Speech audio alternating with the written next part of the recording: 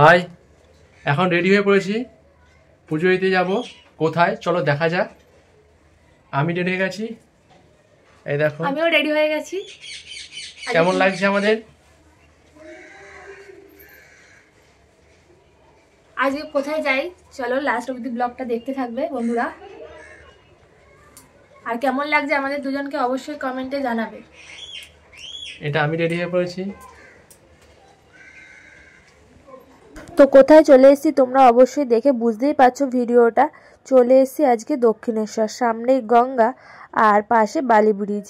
আর এদিকে দেখো দক্ষিণেশ্বরে সেই 12টা মন্দির শিবির। আজ ছিল 26শে জানুয়ারি, আর তোমাদের দাদিভাই তাই বলছিল যে চলো আজকে দক্ষিণেশ্বরের মন্দিরে গিয়ে একটু পুজো দিয়ে আসি।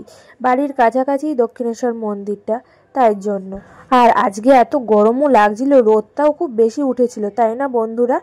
আর এদিকে গিয়ে দেখছি মন্দিরে প্রচণ্ড লাইন পড়েছে, এত লাইন যে লাস্টে আমরা পুজো দিতেই পারিনি। আর তার মধ্যে মন্দিরও বন্ধ হয়ে গেছিল, 3টের পরে আবার মন্দির খুলবে। দেখতে পাচ্ছ বন্ধুরা কত লাইন আর কত ভিড় দক্ষিণেশ্বরে আজকে। আমি ওকে আগেই বলেছিলাম যে আজকে কিন্তু খুবই ভিড় হবে দক্ষিণেশ্বরে, আজকে কিন্তু গেলে হয়তো পুজো নাও দিতে পারি আমরা।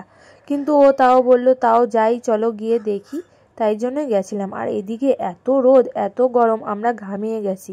এই জানুয়ারি মাসেই এত গরম, ভাবো তাহলে গরমকাল পড়লে কি যে হবে। আর এদিকে দূর থেকে মন্দির দর্শন করতে হলে কিছু আর করার নেই, কি করব বলো বন্ধুরা, ভিতরে তো পুজো দিতে যেতে পারলাম না। তো দূর থেকে মন্দির দর্শন করে আমরা আবার আজকে চলে আসলাম।